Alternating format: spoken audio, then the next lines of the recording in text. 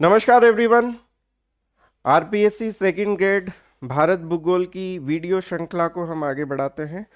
भारत के भौतिक प्रदेशों को हमने स्टार्ट कर दिया था और उसमें हमने लास्ट सेशन में क्या कंप्लीट किया था, मैं वापस से आपको याद दिला देता हूं। भौतिक प्रदेशों को हमने स्टार्ट कर दिया था और उत्तर तथा उत्तर पूर्वी पर्वतमाला जिसमें हमने ट्रांस हिमालय को कंप्लीट कर लिया था, और आज के सेशन में हम हिमालय को स्टार्ट करने वाले हैं जिसमें हम महान हिमालय, लघु हिमालय और शिवालिक हिमालय को लेकर हम बात करने वाले हैं दोस्तों।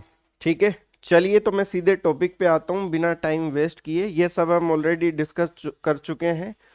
इकोबर का भू अभिनति सिद्धांत, उसके अलावा प्लेट विवर्तनिकी सिद्धांत जो कि हैरी हेस ने दिया था। चलिए मित्रों, तो अब हम आगे बढ़ाते हैं हमारी चर्चा को और हम पहुंच जाते हैं हिमालय पर्वतीय प्रदेश पर।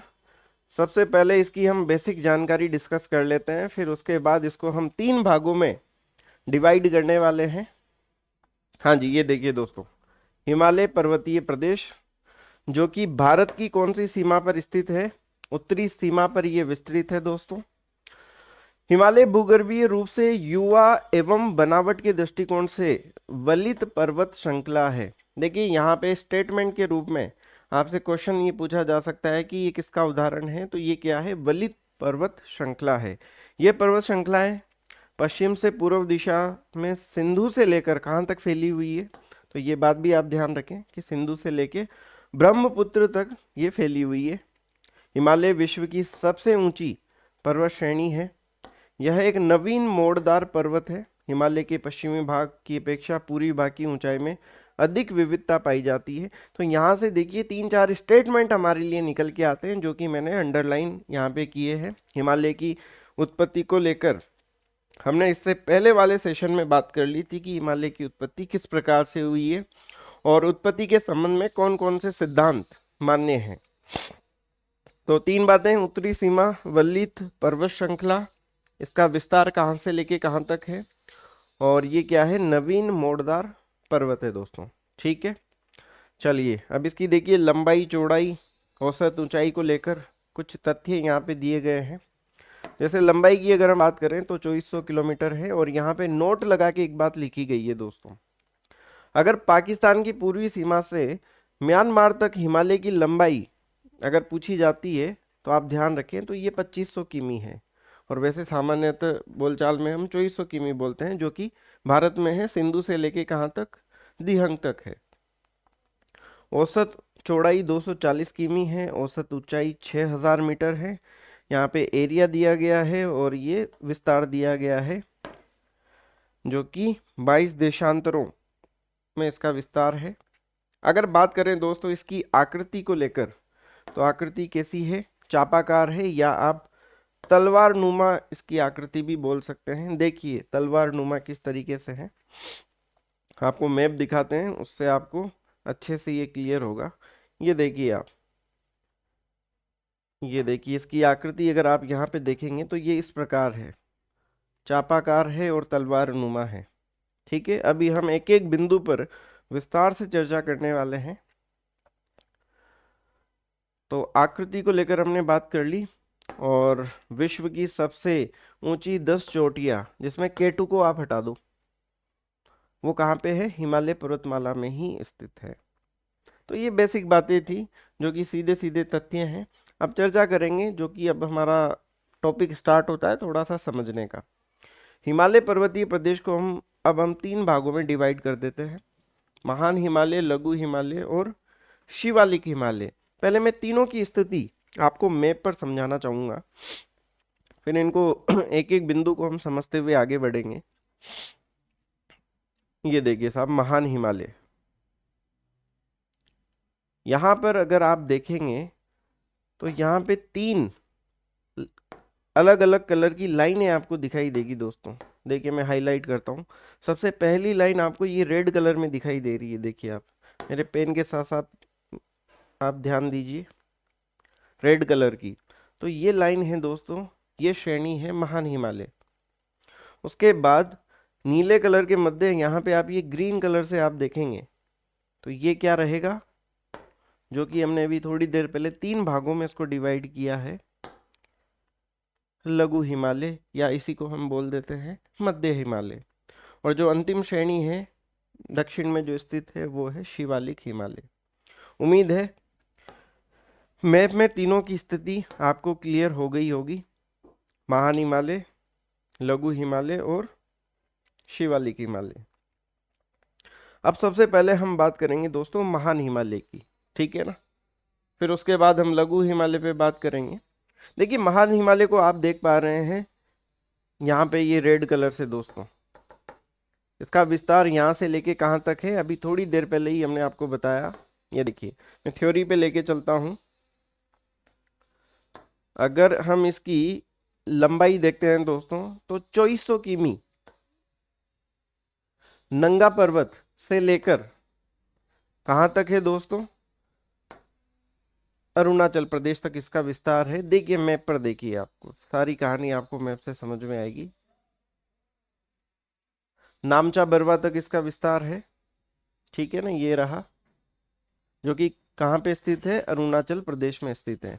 इसके अलावा अगर आप महान हिमालय को आप देखते हो तो यहाँ पर आप देखेंगे, ये मैंने यहाँ पे महान हिमालय की चोटियों को भी मैंने सीक्वेंस में रखा है दिशा के आधार पे, पूर्व से पश्चिम की तरफ। जैसे यहाँ पे आप देखेंगे, यहाँ पे है सबसे लास्ट में है नामचा बरवा, फिर उसके बाद है कंचनजंगा, फिर है मकालू, फिर उसके बाद है माउंट एवरेस्ट, मनसालू, अन्नपूर्णा, धौलागिरी, फिर उसके बाद है गुरुला मंदाता, उसके बाद है नंदा देवी, फिर है बद्रीनाथ और फिर है नंगा पर्वत। और अभी हमने थोड़ी देर पहले आपको बताया कि इसकी जो लंबाई है 2400 किलोमीटर, कहाँ से लेके कहाँ तक है, नंगा पर्वत से कहाँ तक है। उम्मीद है मेरी बात आप सभी को समझ में आ गई होगी। फिर उसके बाद हम वैसे ही लघु हिमालय पे भी बात करेंगे, शिवालिक पर भी हम बात करेंगे दोस्तों। तो इनका सीक्वेंस भी आपसे पूछा जा सकता है कि इन चोटियों को पश्चिम से पूर्व की ओर जमाइए, पूर्व से पश्चिम की ओर जमाइए। तो ये उसी सीक्वेंस में इन चोटियों को हमने यहाँ पे मैप में प्रदर्शित किया है ताकि आपको आसानी रहे। क्लियर है बात? चलिए आगे बढ़ता हूं मैं। और देखिए एक बार में आप सोचेंगे कि एक बार में ये याद हो जाएगी, 2-4 बार आप देखेंगे और मैप को देखते हुए इनको लर्न करेंगे तो निश्चित रूप से आपको याद होगी। ठीक है जी, चलिए अब देखिए थ्योरी पर हम बात कर लेते हैं। महान हिमालय की क्या क्या बातें बुक में मेंशन है। देखिए इसके निर्माण काल की अगर हम बात करें महान हिमालय की, देखिए सबसे पहले निर्माण हुआ है महान हिमालय का, फिर उसके बाद और फिर उसके बाद तो टर्शरी काल के ओलिगोसिन युग, या इसको अगर हम देखें समय में तो 25 से 40 मिलियन वर्ष पूर्व इसका निर्माण हुआ है महान हिमालय का। इसका विस्तार 72 डिग्री 40 मिनट से 97 डिग्री 25 मिनट तक देशांतर तक इसका विस्तार है। उसके बाद तीसरी इंपॉर्टेंट बात, इसकी औसत ऊंचाई की बात करें तो वो है दोस्तों 6100 मीटर, या आप 6000 मीटर भी बोल सकते हो, ये ऑप्शन के ऊपर निर्भर करेगा। उसके बाद औसत चौड़ाई 25 किलोमीटर है, लंबाई 2400 किलोमीटर में आपको बता ही चुका हूँ। नंगा पर्वत से लेके कहाँ तक, ये मैप में आप देखिए, नामचा बरवा तक इसका विस्तार है। उसके बाद देखिए और क्या क्या इंपॉर्टेंट बातें हैं महान हिमालय को लेकर। ये देखिए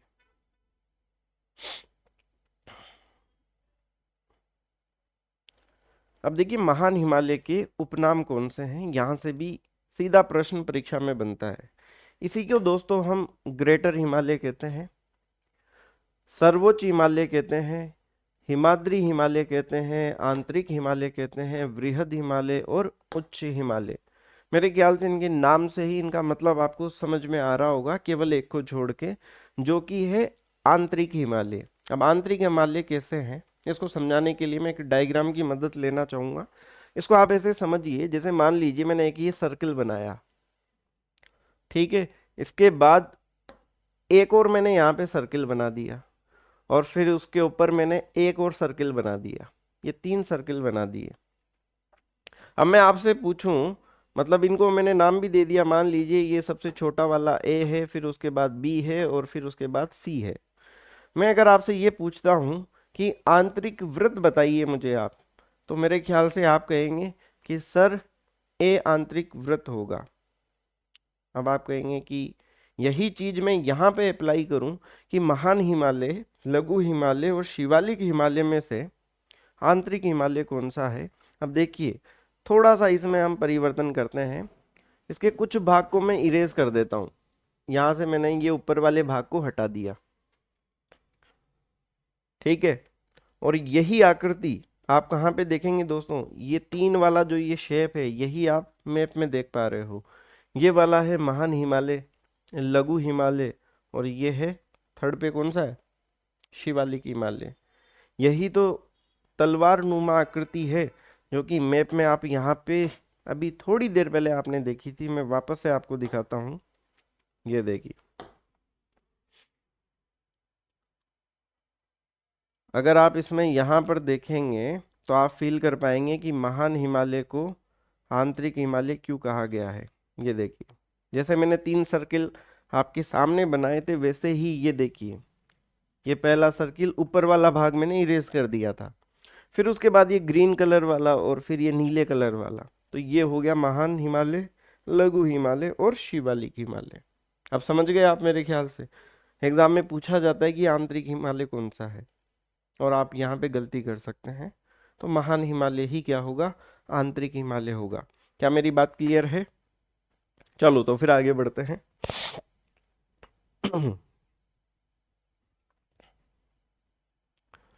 तो ये नाम आपको समझ में आ गए सर? सर्वोच्च हिमालय आपको पता ही है कि भाई ये सबसे ऊंचा है ना। चलिए, महान हिमालय विशेष, अगली बात जो कि बुक में क्या दी गई है।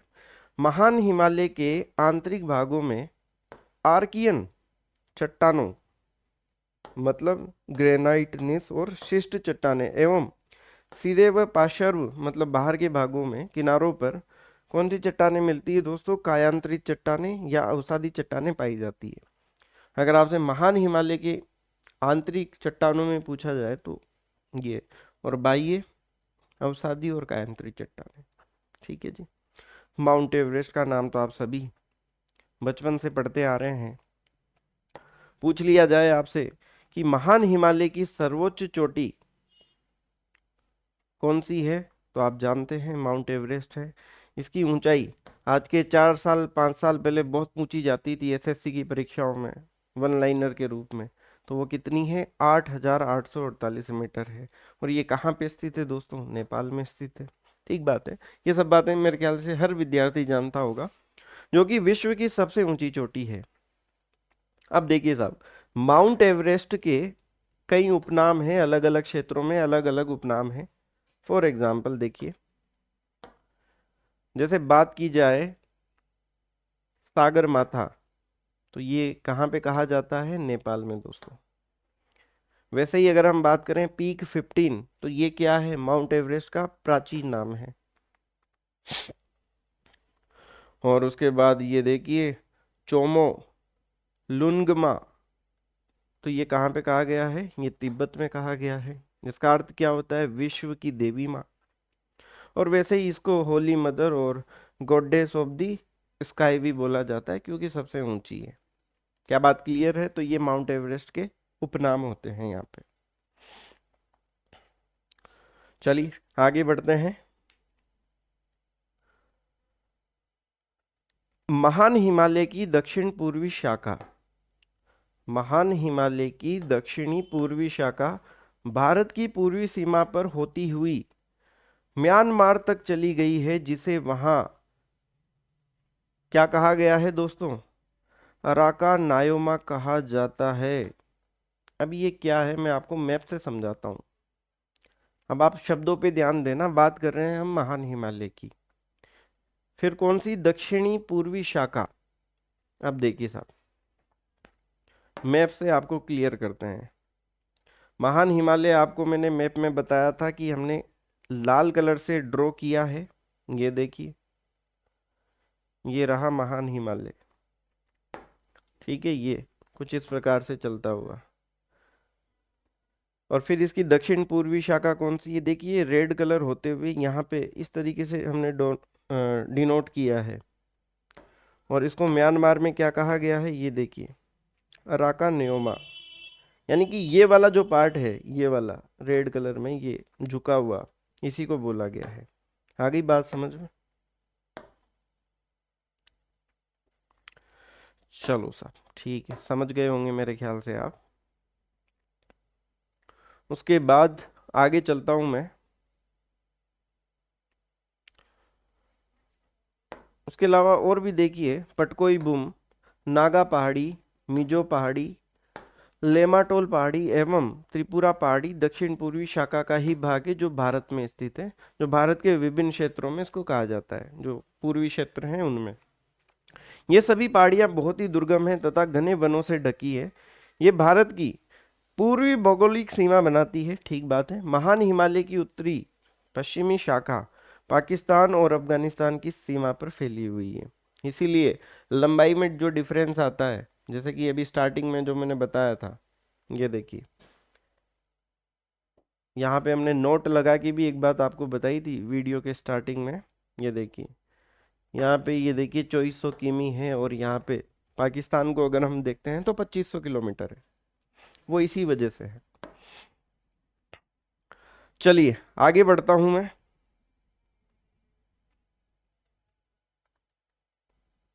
अब देखिए कुछ दर्रों के नाम जो परीक्षा में पूछे भी जाते हैं। देखिए खेबर, गोमल, टोची, बोलन, ये क्या है, आदि दर्रे हैं जिनका उपयोग स्थलीय मार्गों द्वारा अंतर्राष्ट्रीय व्यापार के लिए होता था। और इन्हीं दर्रों, अगर आप इतिहास पढ़ते हो दोस्तों, तो इन्हीं दर्रों में से कई विदेशी आक्रांत आए थे जिन्होंने अटैक किया था। और ये क्या है, सुलेमान, किरथर एवं हिंदू कुश आदि इसकी क्या है, प्रमुख श्रेणियां हैं। आगे चलते हैं दोस्तों। अब हम बात कर लेते हैं उत्तराखंड की प्रमुख चोटियों की। एग्जाम में ऐसे भी पूछा जा सकता है कि निम्न में से कौन सी चोटी उत्तराखंड से संबंधित नहीं है। नंदा देवी का नाम अभी थोड़ी देर पहले हमने पढ़ा है। इसकी ऊंचाई भी आप ध्यान रखें, 7817 मीटर है। कामेत 7756 मीटर है, जास्कर श्रेणी की सबसे ऊंची चोटी, याद है आपको। उसके बाद है बद्रीनाथ, बंदरपूछ, केदारनाथ और त्रिशूल। तो ये सभी चोटियां क्या है, उत्तराखंड की प्रमुख चोटियां हैं।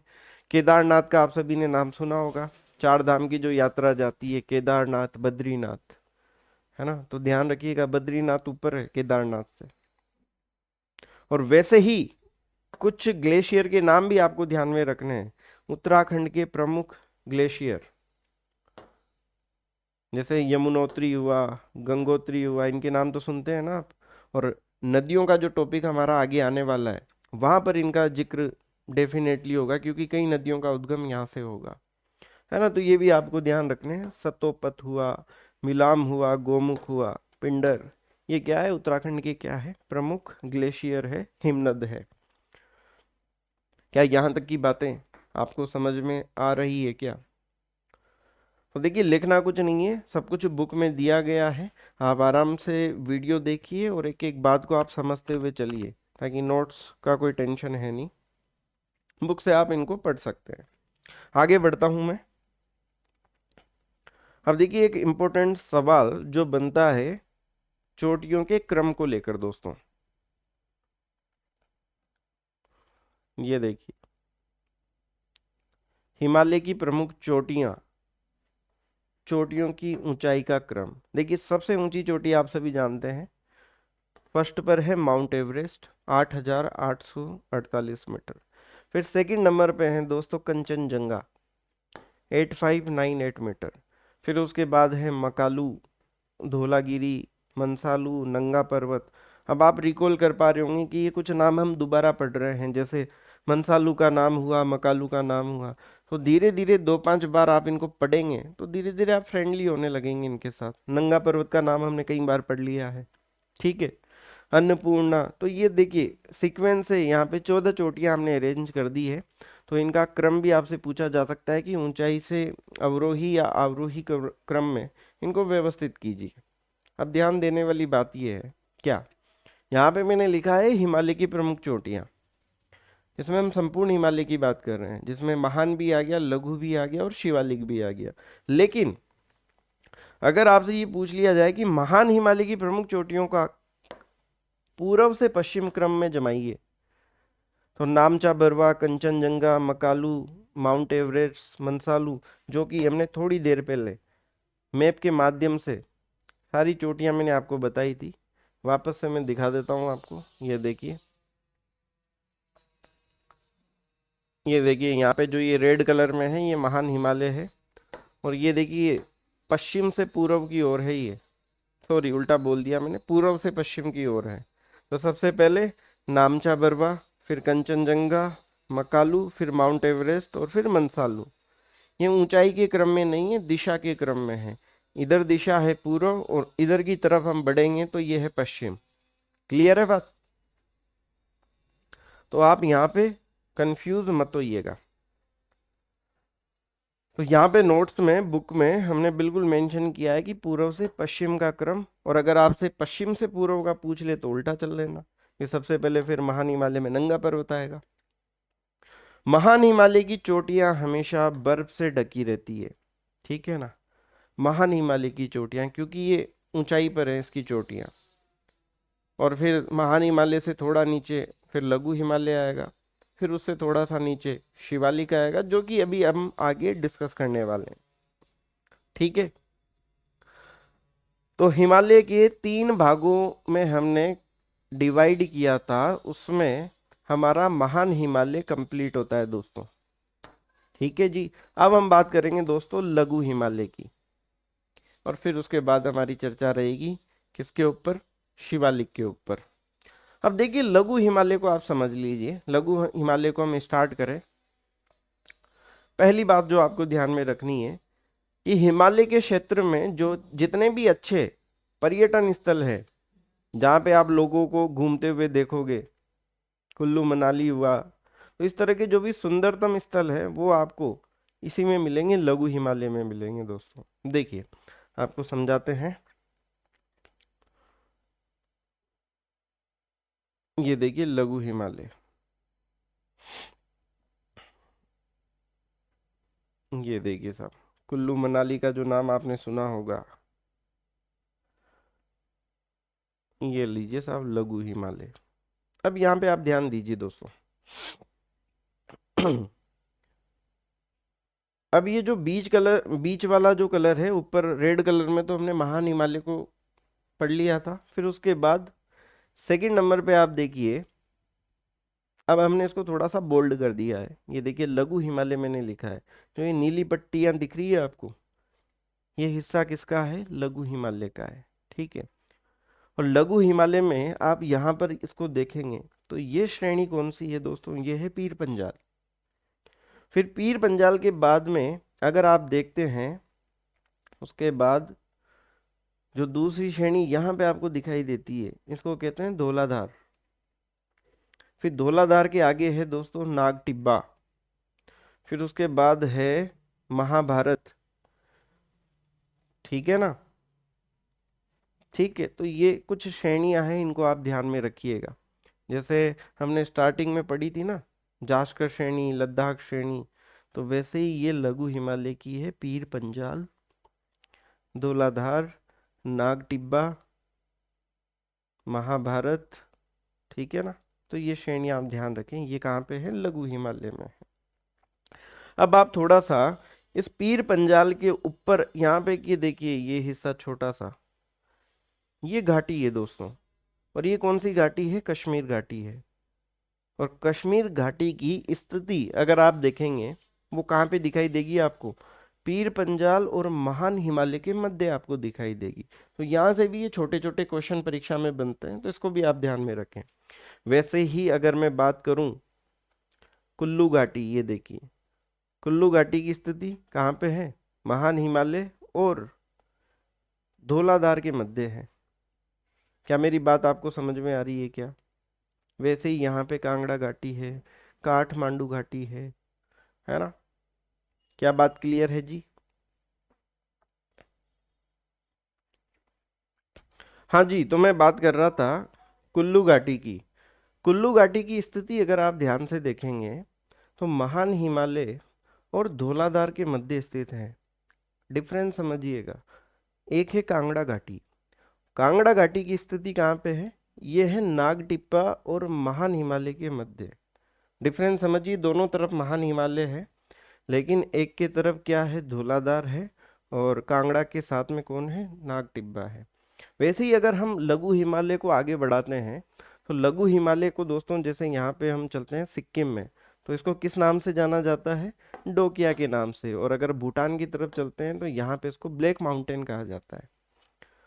तो थोड़ा सा आप मैप के माध्यम से इनमें अंतर आप समझ पा रहे होंगे, और यहाँ से क्वेश्चन किस प्रकार से बन सकते हैं आप समझ पा रहे होंगे। हालांकि ये सारी बातें जो भी मैं एक्सप्लेन कर रहा हूँ सब कुछ बुक में मेंशन किया गया है। देखिए, थ्योरी पे चलते हैं ताकि आपको सारी बातें समझ में आए। देखिए,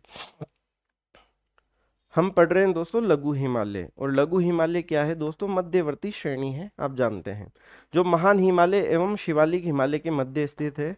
लघु हिमालय महान हिमालय के दक्षिण में इसके समानांतर फैला हुआ है। ठीक है। इसके उपनामों की बात करें तो मध्य हिमालय और हिमाचल हिमालय भी इसको बोल देते हैं। निर्माण की बात करें दोस्तों तो ये मायोसिन युग में लगभग 14 मिलियन वर्ष पूर्व इसका निर्माण हुआ है। ठीक है जी। विस्तार की बात करें तो जम्मू कश्मीर से लेके कहाँ तक? अरुणाचल प्रदेश तक इसका विस्तार है। और औसत ऊंचाई जैसा कि हम तीनों की पढ़ रहे हैं 3700 से 4500 मीटर है। औसत चौड़ाई 50 किमी है और लंबाई 1100 किलोमीटर है। ये हम एवरेज की बात कर रहे हैं। अभी हमने थोड़ी देर पहले मैप के माध्यम से आपको समझाया कि श्रेणियां कौन सी है और घाटियां कौन सी है ना? मैं वापस से आपको दिखाना चाहूंगा। जैसे ये देखिए, पीर पंजाल, फिर है धौलाधार, ठीक है, फिर है नागटिब्बा, महाभारत। तो इनको अब देखिए थियोरिटिकल फॉर्म में देखेंगे आप, सब कुछ बुक में मेंशन है। यहाँ पे आप देखेंगे सबसे पहले हम बात करेंगे दोस्तों पीर पंजाल श्रेणी, लघु हिमालय के प्रमुख भाग, जिसमें आप देखेंगे पीर पंजाल श्रेणी। यह श्रेणी सबसे पहले आप यहाँ लोकेशन पे ध्यान दें, जम्मू कश्मीर में पटनी टॉप से लेकर हिमाचल प्रदेश के गढ़वाल तक ये विस्तृत है दोस्तों। लोकेशन की बात की हमने। दूसरी बात, पीर पंजाल श्रेणी झेलम एवं व्यास नदियों के मध्य है। ठीक है, पीर पंजाल लघु हिमालय की सबसे बड़ी श्रेणी है। पीर पंजाल श्रेणी में बनिहाल और पीर पंजाल दर्रे स्थित हैं। दर्रों पर भी हम आगे आपके साथ चर्चा करने वाले हैं। तो ये दो तीन बातें आप ध्यान रखें। नदियों की बात करें तो झेलम और व्यास के मध्य है। जम्मू एंड कश्मीर में पटनी टॉप से लेके कहाँ तक? हिमाचल प्रदेश तक ये विस्तृत है। और हिमाचल में भी कहाँ तक? गढ़वाल तक। औसत ऊंचाई इसकी 3810 मीटर है। ये कोई इतना इम्पोर्टेंट नहीं है। ये देखिए आगे और इसमें क्या कहा गया है। उसके बाद हमारी जो दूसरी श्रेणी है वो है धौलाधार श्रेणी। ये देखिए सर, इसकी लोकेशन आप ध्यान रखें, ये कहाँ पे है? हिमाचल प्रदेश। और हिमाचल प्रदेश में भी डलहौजी से शुरू होकर कहाँ तक फैली? बद्रीनाथ के पास तक फैली हुई है। और इसका मुख्य विस्तार आप ये ध्यान रखें, ये ज़्यादा इंपॉर्टेंट है कि हिमाचल प्रदेश में है। ठीक है। और इसका सर्वोच्च शिखर है वो है हनुमान टिब्बा, और उसके बाद है नाग टिब्बा श्रेणी। यह श्रेणी हिमाचल प्रदेश से लेके कहाँ तक दोस्तों? नेपाल में धौलगिरी की चोटी तक समीप पर इसका विस्तार है। तो ध्यान रखिएगा, हिमाचल से लेके कहाँ तक? नेपाल तक ये विस्तृत है। और उसके बाद है महाभारत श्रेणी, जो कि नेपाल में पूर्व से पश्चिम की ओर फैली हुई है। ठीक है, कुछ ही नदियों के नाम भी है जो यहाँ पे बहती है। उसके बाद मैंने आपको बताया कि लघु हिमालय को सिक्किम में क्या कहा जाता है? डोकिया। और वैसे ही भूटान में इसको कहा गया है ब्लैक माउंटेन। क्लियर है बात? अब देखिए, एक कंपैरिजन को हम समझते हैं दोस्तों। और ये कंपैरिजन हम डिस्कस करने वाले हैं तीनों के मध्य। देखिए, बहुत शानदार डायग्राम आपके सामने है। यहाँ पे आप देखेंगे सबसे ऊंचा है महान हिमालय, फिर उससे थोड़ा सा नीचे है लघु हिमालय, और फिर उससे नीचे है शिवालिक हिमालय। ठीक है, यहाँ पे देखिए औसत ऊंचाई आप देखेंगे इसकी 6000 मीटर है। फिर इससे कम है 4700 से 4500, 3700 से सॉरी 4500 के मध्य। और शिवालिक सबसे नीचा है 900 से 1100 मीटर। महान हिमालय की मैं बात करना चाहूंगा। जैसा कि हमने थोड़ी देर पहले पढ़ा था कि महान हिमालय की जो चोटियां हैं सदा बर्फ से ढकी रहती है। यहाँ पे मेंशन भी है, चोटियां सदा बर्फ से ढकी हुई रहती है। क्या लघु हिमालय की चोटियां भी क्या हमेशा बर्फ से ढकी रहती है? हाँ, ढकी रहती है, लेकिन जो ऊंची चोटियां हैं, जो केवल ऊंची चोटियां हैं, यहाँ पे देखिए केवल ऊंची चोटियां ही बर्फ से ढकी हुई रहती है। अब यहाँ पे देखिए हमने कुछ ग्रीनरी बनाई है। अब इसको भी आप समझिए कि ये मामला क्या है। हमने क्या कहा, केवल ऊंची चोटियां ही बर्फ से ढकी रहती है, यानी कि बर्फ केवल ऊंचे वाले भाग पे ही आपको मिलेगा यहाँ पे। और जब ये चोटियां पिघलेगी दोस्तों, बर्फ पिघलेगा और पानी ढलान की तरफ बहता है, आप सभी जानते हैं, तो ये पानी ऊपर से बहते हुए नीचे आएगा। और नीचे आएगा तो यहाँ पे क्या है, घास के मैदान उग जाएंगे, जिनको क्या बोला जाता है, जिनको बोला जाता है मर्ग। और मर्ग से आपको याद आ रहा होगा एक गुलमर्ग का नाम आप सभी सुने होंगे, सोनमर्ग, गुलमर्ग, जहाँ पे लोग घूमने भी जाते हैं। और इंस्टाग्राम पे रील्स में आपने देखा होगा कि आसपास का क्षेत्र शानदार हरा भरा रहता है वहाँ पे। तो उसका रीजन यही है दोस्तों, लघु हिमालय में है वो सब। और उसका रीजन मैंने अभी थोड़ी देर पहले ही आपको समझा दिया है। और फिर लघु हिमालय से थोड़ा सा नीचे शिवालिक हिमालय, और यहाँ पे क्या है, चोटियों पे बर्फ नहीं पाई जाती क्योंकि ज्यादा ऊंचाई नहीं होती है। क्या बात क्लियर है मित्रों? अब देखिए थ्योरी में समझ लेते हैं इसको, क्या क्या लिखा है इसमें। यहाँ पे देखिए लघु हिमालय के उच्च क्षेत्रों में स्थित चोटियों पे बर्फ पाई जाती है। गर्मियों में इस बर्फ के पिघलने से ढलान वाले क्षेत्रों में नर्म शीतोष्ण घास के मैदान बनते हैं। घास के मैदानों को जम्मू कश्मीर में मर्ग, सोनमर्ग, गुलमर्ग, टनमर्ग तथा उत्तराखंड में क्या बोलते हैं इनको, बुग्याल एवं प्यार कहा जाता है। शीतोष्ण घास के मैदानों का उपयोग स्थानीय समुदाय पशु चराने के लिए करते हैं, जैसे जम्मू कश्मीर में बकरवाल व गुजर, लेपचा समुदाय सिक्किम में, और भोटिया समुदाय। ठीक है, तो ये देख लेना, ये लोग यहाँ पे ये नर्म जो घास होती है पशु चराने के लिए इसका उपयोग होता है। गुलमर्ग शीतकालीन खेलों के केंद्र के रूप में भी प्रसिद्ध हैं दोस्तों, आपने देखा ही होगा, यहाँ पे लोग घूमने जाते हैं। देखिए सर, लघु हिमालय के निचले ढलान वाले क्षेत्रों में भारत के प्रसिद्ध स्वास्थ्य वर्धक स्थानों का निर्माण हुआ है, जो निम्नलिखित है। जैसे जम्मू कश्मीर में गुलमर्ग हुआ, सोनमर्ग हुआ, टनमर्ग हुआ। ठीक है, और वैष्णो देवी का नाम आप सभी जानते ही हैं मेरे ख्याल से। वैसे ही अगर हम हिमाचल प्रदेश की बात करें तो यहाँ पे दोस्तों शिमला, कुल्लू, मनाली, डलहौजी आदि, ये देखिए ये नाम वो हैं जहाँ पे आपने देखा होगा कि लोग घूमने जाते हैं। और उत्तराखंड में दोस्तों मसूरी, नैनीताल, रानीखेत, विंडसर, है ना, अल्मोड़ा। बिल्कुल बिल्कुल, बहुत शानदार जगह है उत्तराखंड। बिल्कुल आप भी घूम के आइएगा। समझ गए आप सभी? तो ये सब भाई साहब लघु हिमालय के अंतर्गत है, महान हिमालय में नहीं है।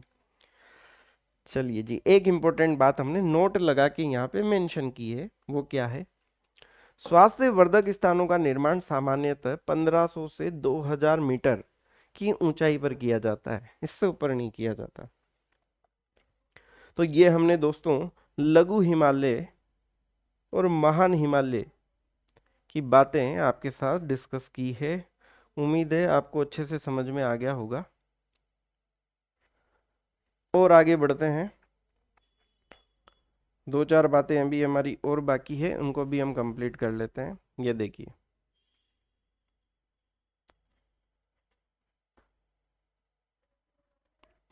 ये देखिए अगली बात, पश्चिमी हिमालय में महान हिमालय एवं लघु हिमालय के मध्य खुली घाटियों का विकास हुआ है, क्योंकि पश्चिमी हिमालय जम्मू कश्मीर में 400 किमी एवं पूर्वी हिमालय में 160 किमी चौड़ाई में स्थित है।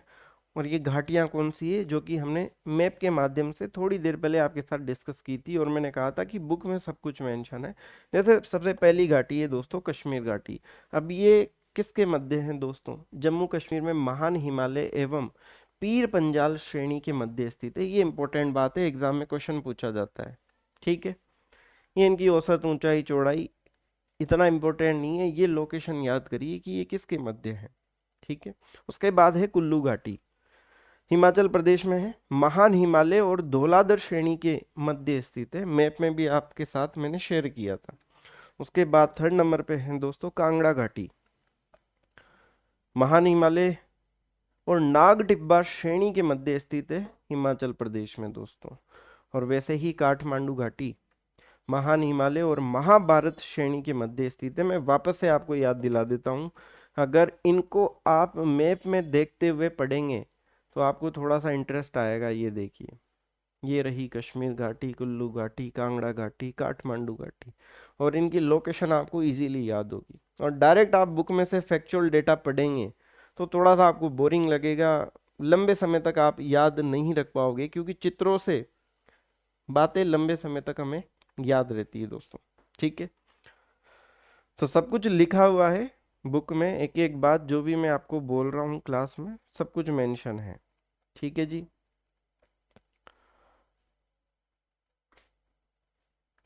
अब इसके बाद अब हम आगे जो डिस्कस करेंगे दोस्तों, वो हम करेंगे शिवालिक हिमालय को।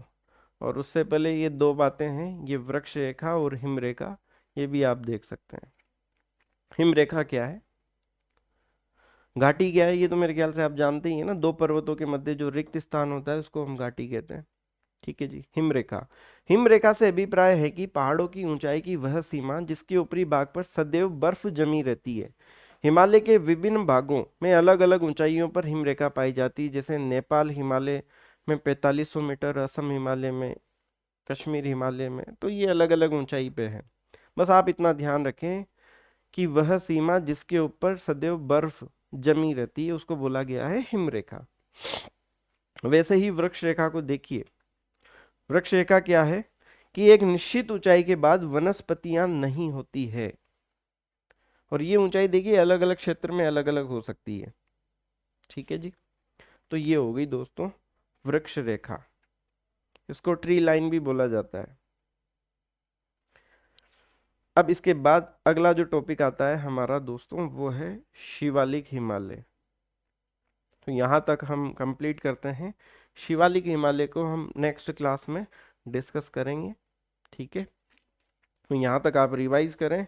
और इस बुक को आप अगर ऑनलाइन ऑर्डर करना चाहें तो स्क्रीन पे दिए गए नंबर पे आप कॉल कर सकते हैं। और ये बुक मल्टी कलर बुक है दोस्तों, जैसा आप स्क्रीन पे देख रहे हो वैसी ही ये बुक है, या आप अपने नज़दीकी बुक डिपो से भी इस बुक को परचेज कर सकते हो। ठीक है जी, नेक्स्ट सेशन में हम स्टार्ट करेंगे शिवालिक हिमालय को। तब तक के लिए धन्यवाद।